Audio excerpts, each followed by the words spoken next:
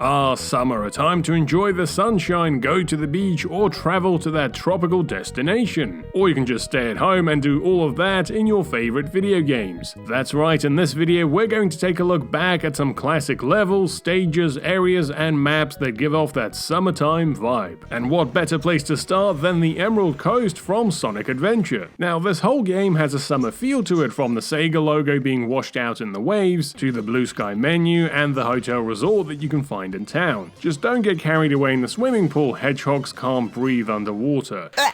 But Emerald Coast is the quintessential summer level. Blue skies, beach, palm trees, sun lounges, dolphins, rickety wooden bridges, metal spikes, monkeys throwing bombs, a giant killer whale destroying everything in its path. You know, the usual. Emerald Coast was also the first stage in Sonic Adventure and was designed to be a showpiece for Sonic's transition to 3D. A few years later, Sonic Heroes would also play on this theme, also in its starting level, this time with more killer whales. And speaking of speed, racing games have often featured vibrant summer levels, going all the way back to 1986's Outrun. This is another game with a big summer vibe right from the start, with the radio selection by the beach. But that first stage with the palm trees and the coastal drive, that really does stand out. Oh look, I can almost feel the wind in my hand. Oh crap, I just flipped the car.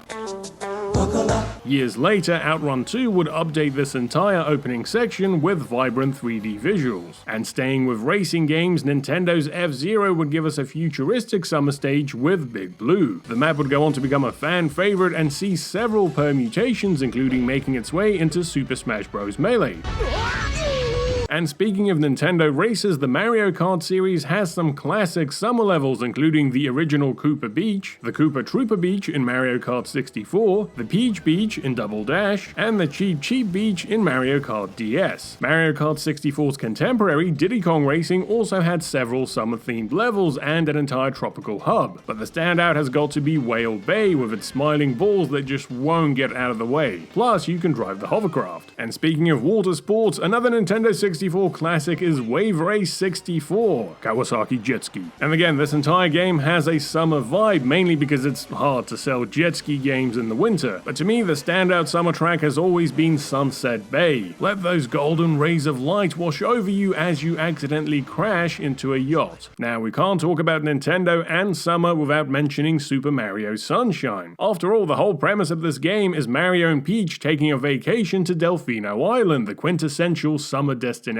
Everything in this game screams summertime, from Delfino Plaza's Mediterranean design, to the water canals, to the pineapple salesman. The levels themselves have also been modeled around a tropical summer theme, like Gelato Beach with the surfboards, Pina Park with its many roller coasters, and Noki Bay with the waterfalls. But to me, the standout has always been Serene Beach, which kind of looks like it's set right around the corner from Wave Race's Sunset Beach. Hey, is that a down Kawasaki jet ski over there? Also, both of the Mario Galaxy games would go on to pay homage to Sunshine with their own dedicated beach galaxies. Now, Mario Sunshine was, for the most part, set on a single main island, but the following year, Nintendo's other mascot would take this idea to a whole new level. Wind Waker broke its world map into a bunch of islands that Link would sail around, but this game's opening location on said island has the most summer vibes. There's no high-speed racing or platforming here. Instead, Link engages in some wholesome slice of life activities such as headbutting trees,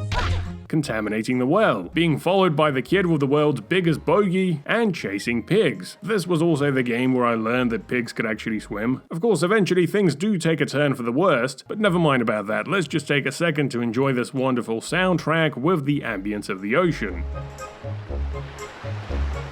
And speaking of chill, slice-of-life gameplay, few games were as relaxing as Animal Crossing on a sunny summer's day. Take a stroll down the beach, or do some fishing, or just annoy the neighbors, there's no rush. But Nintendo wasn't the only Japanese publisher to give us iconic summer locations. Final Fantasy VII's Costa del Sol is another quintessential beach town. I think what makes this location stand out is that it comes right after this really somber part in the game. Sephiroth is alive, and he intends to destroy the world. We have to stop him. Absolutely, but first, let's chill out on the beach, grab a few drinks, and play ball with the local children. The remake takes this to an entire new level by building out the town, giving you scooters and a bunch of mini games, plus a whole beach sequence complete with, costume changes. A few years later, Final Fantasy X would also do something similar. After traveling forward in time and going through the dark underwater ruins, the main character washes up on the tropical beaches of Besaid with the sun shining, the seagulls flying overhead, and the lads playing blitzball. The whole island has a very chill Y2K vibe about it, even down to the soundtrack.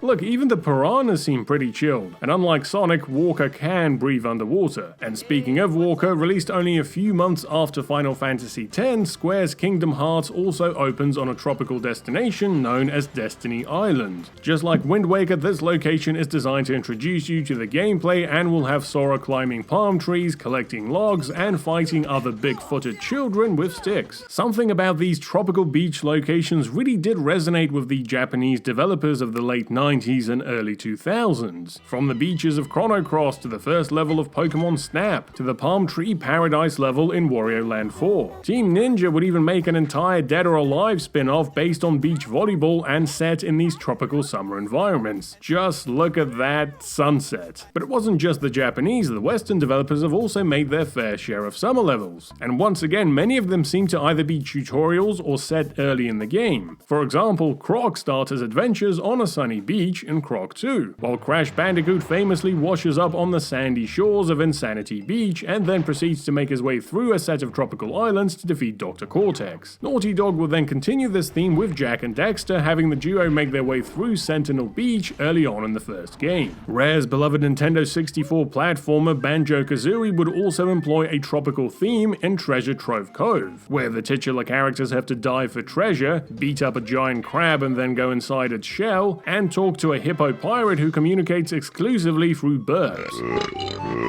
And speaking of strange dialogue, Lego Island is another game that many of us associate with summertime. This early sandbox had you navigate around the sunny green island and interact with all of its insane locals. I got some sand in my cap, though. Whoa! Let the celebration commence! Remember that skateboard of yours is a vehicle.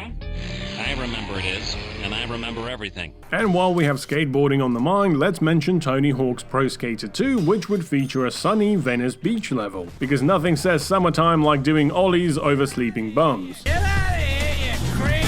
But it would be Tony Hawk's Underground, which would give us the ultimate skating summer level with its Hawaii stage. Here the player can run over pineapple stands, scale buildings on a skateboard, and jump over a helicopter mid-flight. And speaking of islands, next up is the Silent Cartographer from Halo 1. Sure, at first glance it may not seem like the most summery of levels, but look, you've got the beach, the great weather, the tourists are getting a suntan, they've even got beach buggies. Out of my way, me and the boys are on vacation. To be honest, this entire island is pretty much just a Mario Kart track. Looks like somebody got taken out by a red shell. Also, not only can Master Chief breathe underwater, but his entire crew can as well. And while we're on the subject of shooters, Jack Carver would end up being washed up on this mysterious tropical island in the original Far Cry. Just look at this, what a beautiful place to take on a bunch of killer mercenaries. And speaking of violence, no summer list would be complete without the legendary Grand Theft Auto Vice City. Being an open world game, it doesn't have any set levels, however the Vice Beach level is definitely the one that gives off the most summer vibes. Nothing beats cruising along the beach listening to Hall & Oates while the sun slowly rises on the horizon. Just try not to get blinded and run over some of the beach walkers. And finally we have my favorite summertime level, the harbor area from the Simpsons Hit and Run. Inspired by the Grand Theft Auto series, Hit and Run turned Springfield into an open world sandbox. The town was divided into 3 key sections: the suburbs, the city, and the harbour. And for me, this section has always been the highlight of the game as you drive around Springfield during an endless summer's evening. Who can forget crashing Lisa's convertible through Mr. Burns' casino sign, trying to avoid the pedestrians in the harbour, or watching the sunset from the observatory? What makes this level stand out is that it didn't just rely on the standard beach and tropical environment combo like so many other games. Sure, you had the little beach section and plenty of palm trees, but the core of the level was comprised of all the famous locations from the show. like the casino, the brewery, and the movie studio. And so there we have it, to look back at some classic summer locations and levels from the games we grew up playing. A big thanks to my community for suggesting many of these levels. Please leave a comment below with your favorite summer levels and let me know if there are any I've missed. As always, thanks for watching. Please consider supporting me on Patreon, and a big thanks to all my existing patrons. Also, if you've enjoyed this video, please like, subscribe, and hit the bell. Thanks for watching, and I'll see you next time.